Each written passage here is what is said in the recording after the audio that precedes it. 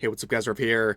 So today we're once again looking at the massive censorship campaign facing the video game industry as a result of feminist groups like Collective Shout and the pressure they're putting on MasterCard, Visa, and other payment processors that has resulted in the censorship of thousands of games. Now today we're going to be looking at some updates regarding how the industry is fighting back against this censorship movement, as well as a new campaign being launched by Collective Shout, and also the hypocrisy among the members of that group, and also how they got the United Nations involved in this campaign. Now, as always with these videos and these current times, I will remind you guys that you can help out this video and help spread the message by being an engaged viewer, which according to YouTube means liking, subscribing, or commenting on this video. Even if you watch the video in its entirety, your view might not be counted because of this new system. So being an engaged viewer, doing those three things can help out a lot and help spread the message. So thanks for doing that. You guys have responded really well to that, and it's helped out the videos where it's been mentioned. So let's get a quick rundown of what's going on here. Last time we saw MasterCard trying to battle with Valve, saying, hey, we never had any involvement, we're not trying to censor games, which is an outright lie. In fact, you look at their own rules, you can see they have open-ended ones, especially when it comes to fictional content. They can pretty much censor anything they want.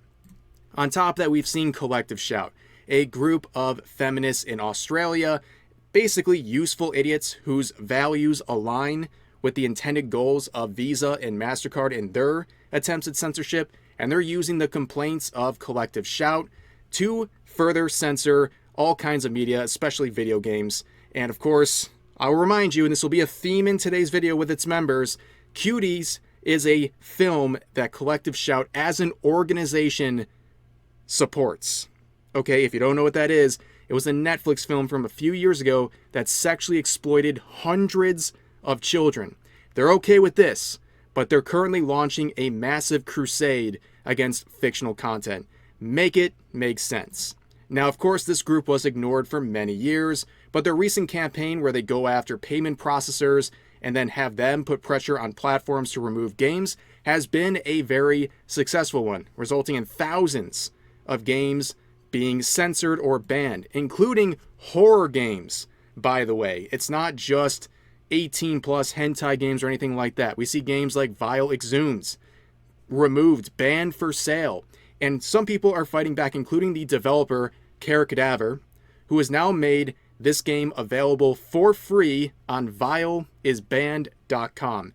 A lot of different groups are now releasing games that have been struck down or at risk of being struck down by this recent movement, provide a free option to people. I think that's a really cool thing to see. And also, we've gotten comments from the International Game Developers Association, who is seriously alarmed by the recent delisting of games. They're going as far as even saying that this is something that is lacking transparency in terms of these new policies, and they're leading to the delisting and deplatform of legal, consensual, and ethically developed games. And they even go further, saying especially from LGBTQ plus and marginalized creators. They're hitting them from every angle here, even trying to say that these sorts of bans are targeting people based on their gender or sexuality or what have you. But of course, I told you guys we're going to get an update regarding Collective Shout. Now, this is a bit of a vague post, but it goes down a rabbit hole that is leading to the UN. Okay, we've gotten that far. We're reaching the pinnacle once again, the pinnacle of useless organizations. But anyways, so here we have Coralie Allison making this post saying, so good to see Melinda Tankard-Rice today. We come up with our best Collective Shout campaign ideas when we are together. And you can see, strategizing our next takedown. Interesting wording. You know, it's not like strategizing our next campaign to protect young girls. No, it's the next takedown. You see how they get like excited about this? This is about controlling people. This is about censoring things they personally don't like. You know what? There's a lot of things I don't personally like. A lot of themes or games or whatever.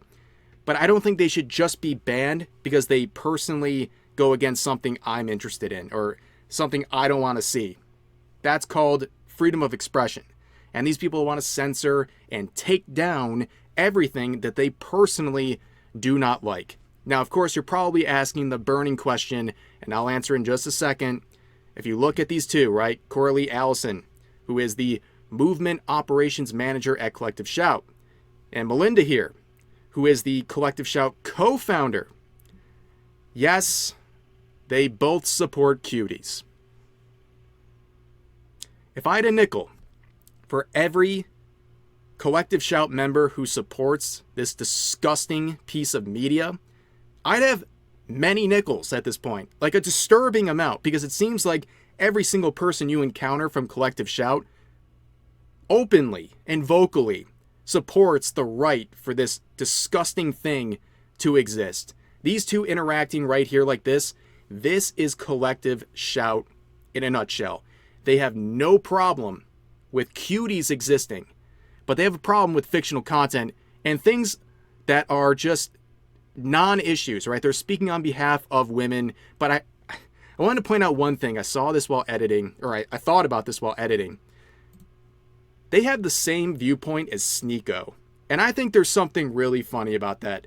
Yes, in case you're asking, this is a real, now deleted video from Sneeko many years back where he said Cuties was his favorite film. And I think the irony here is really hilarious because Collective Shout would claim they're the furthest thing from someone like Sneeko, but at the end of the day, they had the same disgusting viewpoints when it comes to cuties.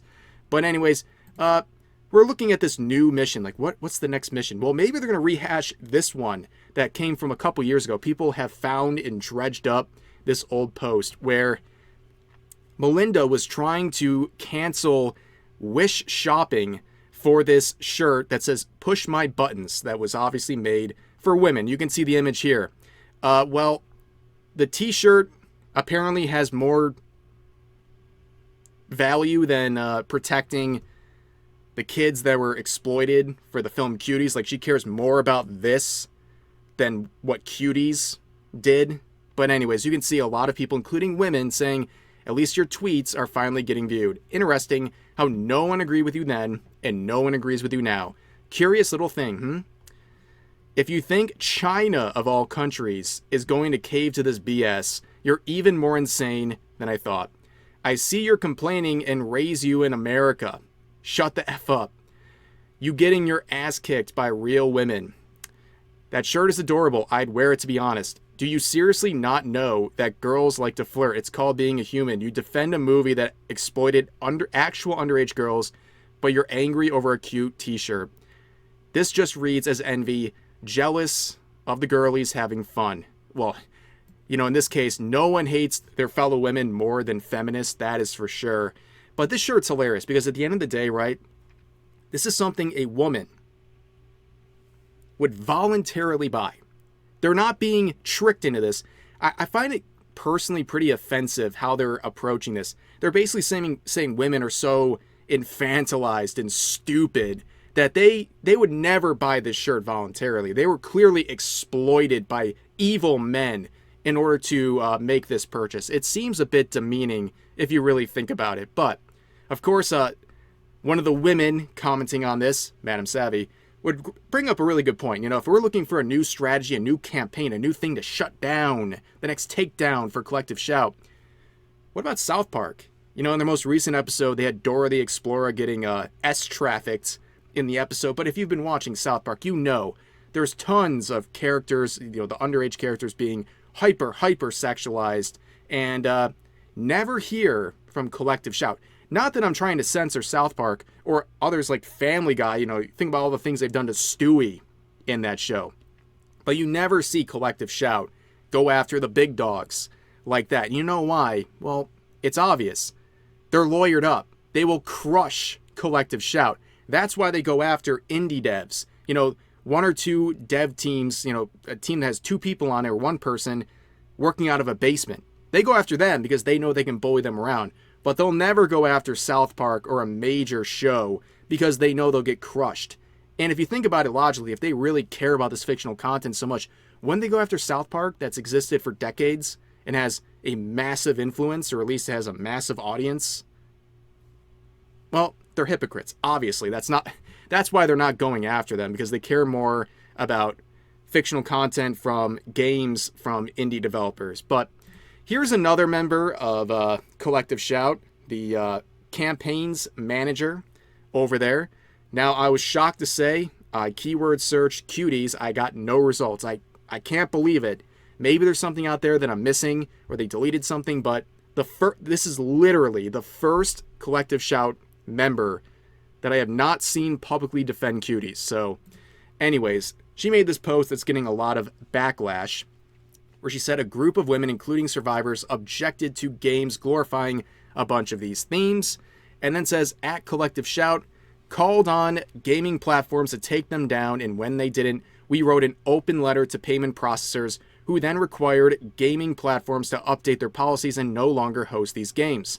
As a result, thousands of men who are angry about losing their R-word games have subjected us to an onslaught of misogynistic abuse, threats. They have sent us P-word, as well as this, which, by the way, if they did, I hope you reported that to the police if that actually happened. And then they say on and on and on, express their desire for them to be harmed and all of these things. Okay? Now, here's the thing. They begin by saying men. They're generalizing every single complaint as men. Now, we know people like Madame Savvy. There's plenty of women who are at the forefront, and I specifically choose her because she is someone a member of their organization has directly mentioned and low-key threatened to take legal action against, which will be very interesting for an Australian-based group to do against someone who I believe is, at least in North America, yeah, I guess good luck with that. But also we think about the sort of threats and how their lives are being put in danger. Think about this. They considered a repost from Elon Musk reposting a petition against the group as something that is threatening to them, that put their lives, their physical safety in danger. So when they start talking about threats, keep this in mind. They consider reposts a form of potential violence against them. And also, some of the examples of the threats and what have you that they claim they're getting, the most famous one is an email I'd have to scroll up to show, but basically I have to censor the whole screen because it is basically a light novel where there's very graphic detail of what someone is wanting to do to the members of Collective Shout. But as you can see, it got hit with a note saying that basically this is an invalid email address, and basically there's a lot of proof to claim they made this up, that they crafted this email to themselves, which is not just pathetic, but kind of disturbing given the nature of what was said and how graphic it is. Like basically they're writing a dirty light novel to themselves, which if true is very, very weird. But going back to this right here. Despite this, the dominant narrative is that we deserve it. That we, while on receiving ends of threats to hunt us down and game us, are the aggressors. That women are responsible for men's violence and abuse against us, and we should keep our mouths shut about R-word and sexualized violence against women. These men reveal their true natures in their abuse of women who disagree with them. This has been a campaign of extreme misogyny waged by men, only men, I guess, who want to silence women who call out men's violence against us.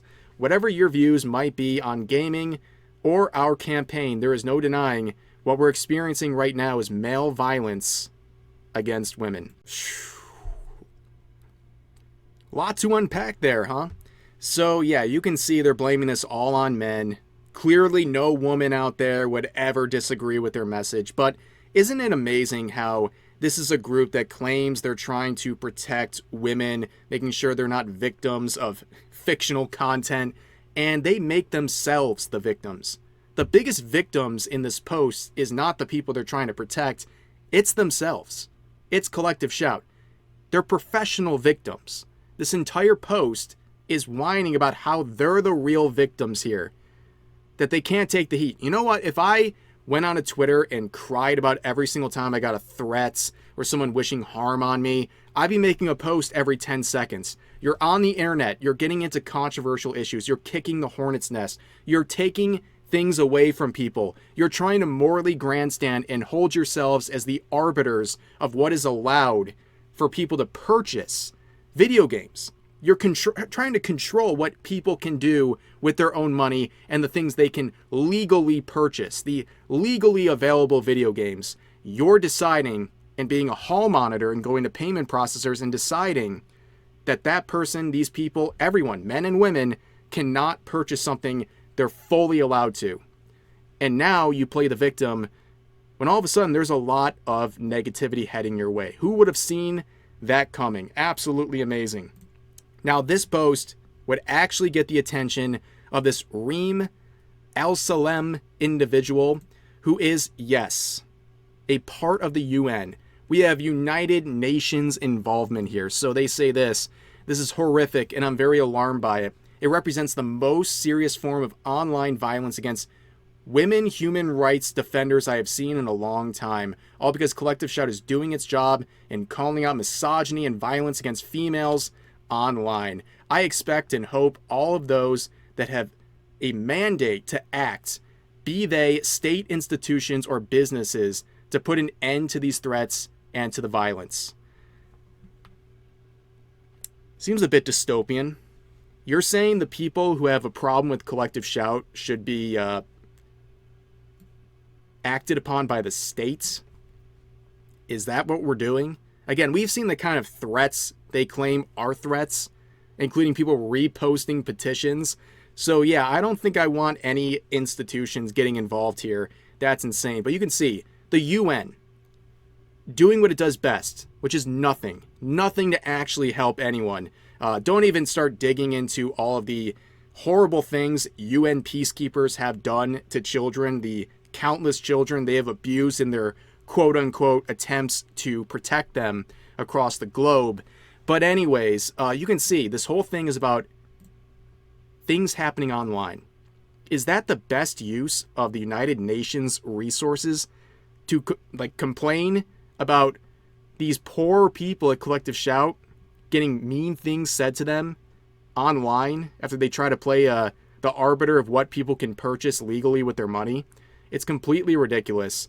And if this sounds familiar, right, this UN arc, it's because it is. We saw this back in the original Gamergate that started in 2014, and the main protagonist of that was, of course, Feminist Frequency. Basically, the OG Collective Shout, right? A group of feminists who got all the way to the United Nations. Anita Sarkeesian and Zoe Quinn and their other cronies, they got all the way to the UN to speak about the dangers of women in the gaming space online. Now, of course, there has been a insane development. Anita Sarkeesian has come back after years of kind of laying low. You know, the grift kind of ran out for her. She's now flipping sides, as pointed out here. She is now calling out payment processors for censoring adult content. She's changed teams. Now, don't buy this BS. This is an actual grifter. We hear the word grifter all the time, right? It basically means someone I don't agree with online. But the real definition is someone who will completely flip their values when it benefits them.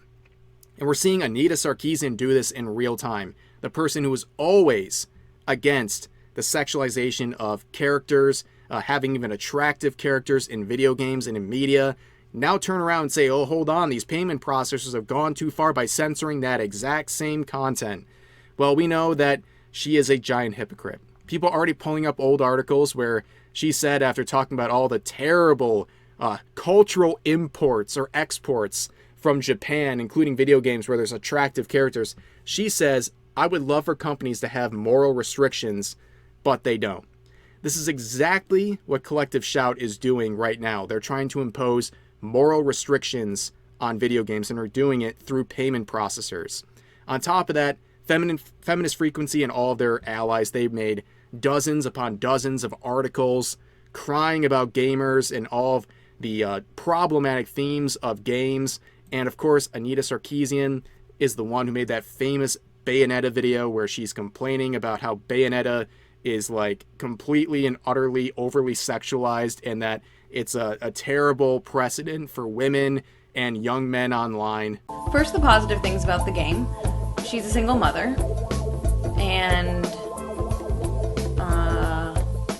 that's kind quite a bit, so on to the negatives. She carries with her 4 pistols, 2 of which are strapped to her high-heeled boots, which provide the perfect opportunity for her to contort her body into pornographic poses, including spreading her legs and doing a little flip in the air to kill the bad guys.